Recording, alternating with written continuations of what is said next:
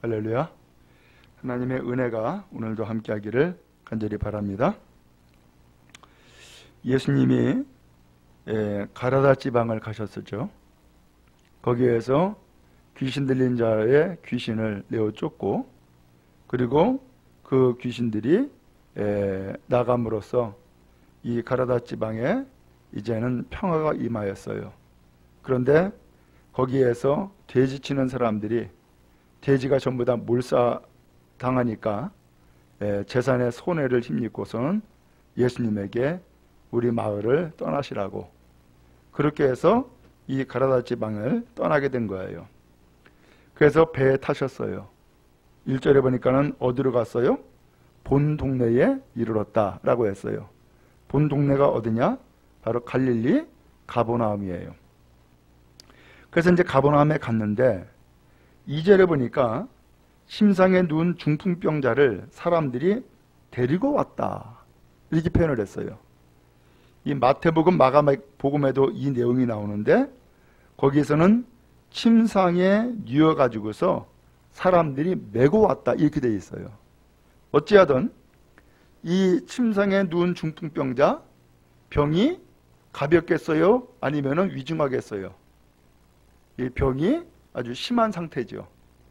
그러니까 이 사람이 중풍병에 걸렸지만은 자기 스스로 몸을 움직일 수 없는 상태가 되다 보니까 사람들이 침상에 메고 온 거예요. 근데 이 본 동네에 이르르니까 사람들이 중풍병자를 데리고 왔다라고 말씀하고 있거든요. 이런 걸 통해서 보니까 이 가버나움에 있는 이 사람들이 지금 누구를 기다리고 있었던 거예요? 예수를 기다리고 있었네. 그렇죠? 예수를 기다리고 있었던 거예요. 그래서 예수님이 오시면은 바로 이 중풍병자를 데리고 예수님에게 데리고 가가지고서 이 사람의 병을 고쳐주면 좋겠다라고 하는 이심전심의 같은 마음으로 이 사람들이 중풍병자를 데리고 온 거예요. 그래서 예수님이 이 사람들의 믿음을 보셨어요. 이 사람들의 믿음, 곧 중풍병자를 데리고 온 이 사람들을 보고서는 예수님께서 그들의 믿음 때문에 이 중풍병자를 병 고쳐주시는 거예요. 오늘 여러분, 주님은 믿음을 보셔요. 근데 믿음을 보시는데 특별히 누구 믿음 보시겠어요? 우리 자신의 믿음을 보시죠. 그러나 우리가 연약하고 믿음이 없고 아직까지 깨우침을 얻지 못했을 때에는 나를 대신해서 나를 위해서 간구하고 또 나를 위해서 주님 앞에 나가는 그 사람들의 믿음도 보신단 말이죠. 그래서 성경에 보면은 수로보니게 여인이 자기 딸이 흉악한 귀신 들렸다고 예수님한테 와요. 근데 예수님이 뭐라 그래요? 이 사람 아주 냉대하잖아요. 이스라엘 집에 잃어버린 양 외에는 나 다른 데로 보내받지 않았다. 그러면서 이 여자를 개취급을까지 했었단 말이에요. 그런데 예수님이 그렇게 얘기하니까 이 여자가 뭐라 그래요? 주여, 개들도 주인의 상에서 떨어지는 부스러기 먹습니다 라고 하니까 이 여자의 믿음을 칭찬하고서는 그의 딸의 귀신을 내어 쫓아 병낫게 하시죠. 이와 같이 사람들의 그 믿음을 통하여서 이 환자, 중풍병자를 고친 거예요. 오늘 예수님께서 그렇게 하셨어요. 오늘 그런 의미에서 이 시간 우리가 기도 제목 가지고 나왔지만은 우리 자신의 기도뿐만 아니라 다른 사람들을 위한 그 기도가 오늘 여러분들의 믿음 때문에 응답되어지고 이루어지는 은혜의 시간 될 수 있기를 간절히 바랍니다. 그래서 다른 성도들을 위해서 기도하는 것, 혹은 교회를 위해서 기도하는 것, 혹은 또한 여러분 선교사를 위해서 기도하는 것, 또한 나라를 위해서 기도하는 것, 이 모든 기도가 오늘 우리의 믿음 때문에 이루어지고 응답되는 역사가 있기를 간절히 소망합니다. 그래서 기도가 정말로 힘이 되는구나, 기도가 정말로 하나님 앞에 받은 은혜고 능력이구나 라고 하는 것을 계속해서 체험해 나갈 수 있기를 간절히 바랍니다. 자, 이제 예수님께서 이 중풍병자를 고치시잖아요. 그래서 중풍병자에게 말씀했어요. 작은 자야, 안심해라. 내 죄사함을 받았느니라. 이렇게 말씀하는 거예요. 아니, 지금 중풍병자잖아요. 그러면 중풍병자면은 이 사람이 침상에 내어가지고서 누워서 온 것을 통해서 보면은 이 사람이 사지, 곧 손발을 제대로 쓸 수 없는 상황이다라고 하는 것을 알 수 있죠. 그러면 이 사람에게 병 고칠 때 예수님이 뭐라 그래야 돼요? 그 중풍병에서 노인바 되어라 라고 하든지, 아니면은 일어서라 라고 하든지, 아니면은 손과 발이 움직여라 라고 하든지, 이렇게 하시면은 얼마나 좋겠어. 근데 예수님이 그렇게 이야기하지 않고 작은 자야 안심해라 내 죄사함을 받았다 이렇게 말씀하시는 거예요. 먼저 작은 자야? 아니 왜 또 작은 자라고 했을까? 그래서 도대체 이 작은 자라는 뜻이 뭔가 찾아봤어요. 그랬더니 다른 성경에서는 뭐라고 표현하냐면은 아들아 라고 부른 거예요. 아들아. 그러니까 이 개역 성경에서는 작은 자라고 했지만은 다른 성경에서는 이것을 아들아 라고 하는 것을 통하여서 보니까는 아하, 이것은 이 중풍병자를 자녀와 같이 여기고 친밀하게 부름이었구나라는 것을 알 수 있었어요. 여러분, 주님은 오늘 우리가 병들었다고 해가지고서 외면하지 않고요, 가난하다고 해가지고서 멸시하지 않아요. 오늘 주님은 어찌하든 간에 주님 앞에 나오는 모든 사람들은 주님의 자녀로 여기시고 또 오늘 우리를 사랑하시며 오늘 우리를 긍휼히 여겨주시는 줄로 믿습니다. 그러므로 주님 앞에 늘 가까이 나가 주님의 사랑받고 주님 앞에 위로받고 또한 주님 앞에 세임을 얻고 또한 주님 앞에 변화되는 놀라운 역사가 있기를 간절히 바랍니다. 먼저 이 작은 자야라고 부르시면서 안심하라는 거예요. 그러면 안심하라, 이 이야기는 또 다른 편으로 무슨 얘기예요? 이 중풍병자가 무슨 상태예요? 불안한 상태, 안정이 되지 않은 상태였다라는 것을 알 수 있죠? 그러니까 안심하라고 말씀하시지. 그러면서 안심하라는 거예요. 마음의 평안함을 주시는 말씀을 먼저 하시는 거예요. 그러면 이 사람이 불안하거나 라고 했다는 얘기인데, 그와 더불어서 예수님이 이런 얘기를 하세요. 내 죄사함을 받았느니라 라고 하는 거예요. 아니, 중풍병자인데 죄사함을 받았다? 이게 무슨 뜻이에요?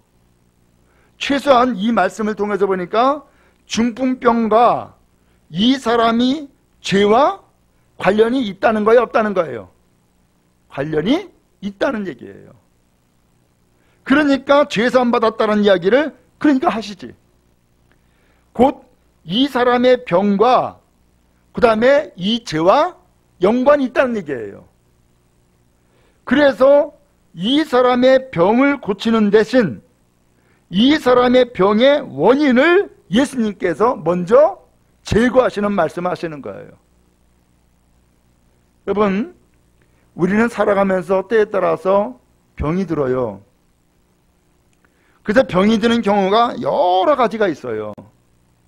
먼저는 태어나자마자 혹은 태어나면서부터 병을 짊어지고 태어난 사람이 있어요. 그렇죠? 그 다음에 살아가면서 몸관리를 잘 못해가지고 피곤하거나 혹은 스트레스를 받거나 혹은 무슨 바이러스나 병균의 침입을 받거나 이래가지고서 병드는 경우가 있어요. 또 하나는 하나님의 뜻이 있어서 병이 드는 경우도 있어요. 예를 들어서 태어날 때부터 소경된 사람, 제자들이 예수님 앞에 묻죠. 저 사람이 소경으로 태어난 것은 저 사람 됩니까? 저 부모 됩니까? 라고 물었죠. 그때 예수님이 뭐라 그래요? 아니다. 저에게 하나님이 하실 일이 있어서 저렇게 태어난 거다. 그렇게 이야기하시잖아요. 그건 하나님의 뜻이 있다는 거예요. 그 다음에 또 하나는 귀신의 역사로 병이 들기도 해요. 그래서 성경에 보면은 벙어리 되는 귀신이 있어가지고서 그 자식 아들을 벙어리 되게 만드는 일도 있잖아요. 그래서 이 벙어리 된 아들을 병 고치기 위해서 예수님 앞에 찾아왔다가 예수님이 이 아들을 고치는데 귀신을 내쫓죠. 그러니까는 입이 켜지고 말을 하는 역사가 나타났어요. 이 사람의 병은 귀신의 흉계 역사였던 거죠. 그 다음에 또 하나는 죄로 인하여서 병이 드는 경우도 있구나라고 하는 것을 오늘 이 성경을 통해서 확인할 수 있죠.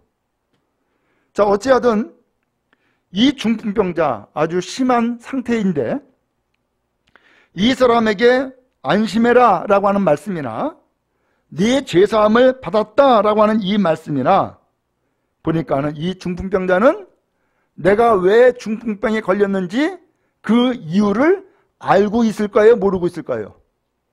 알고 있는 거야. 본인이 느끼고 혹은 깨닫고 있는 거예요.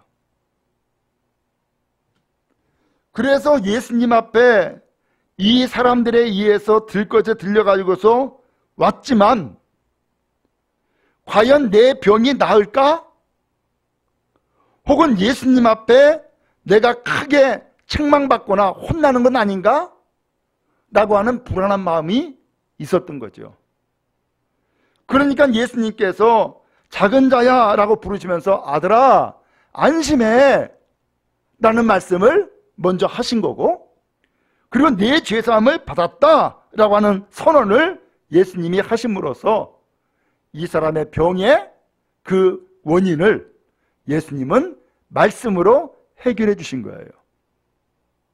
그런데 거기에 서기관들이 있었어요. 율법사들이죠. 마음속으로 이런 생각을 했어요. 이 사람이 신성을 모독하네? 라고 생각한 거예요. 왜? 네 죄사함 받았다라고 했으니까. 아니 하나님 외에 누가 죄를 용서한다는 거야? 저 예수가 자기가 하나님도 아니면서 죄를 사했다고? 이거 신성모독이다 라고 마음속으로 생각하고 있었던 거예요. 근데 세상에 예수님이 그 마음의 생각을 알았다고요? 몰랐다고요? 알았다는 거예요. 여러분, 예수님은 우리의 마음의 생각을 아시는 것을 믿으시기 바랍니다. 내가 무슨 마음을 가지고 있는지, 무슨 생각 가지고 있는지 다 아시는 거예요. 감출 수가 없어요. 다 드러나는 거예요. 그래서 예수님이 그들에게 말씀하세요. 어찌하여 마음에 악한 생각을 하느냐? 이 악한 생각은 뭐예요? 예수님이 죄를 사하는 권세와 능력이 있다는 것을 믿지 않는 것, 혹은 예수님에게 그 죄를 사하는 권세와 능력이 있다는 것을 인정치 않는 마음, 그러한 생각, 이것을 악한 생각이다 라고 예수님이 말씀하시고 또한 그들에게 지적한 거죠.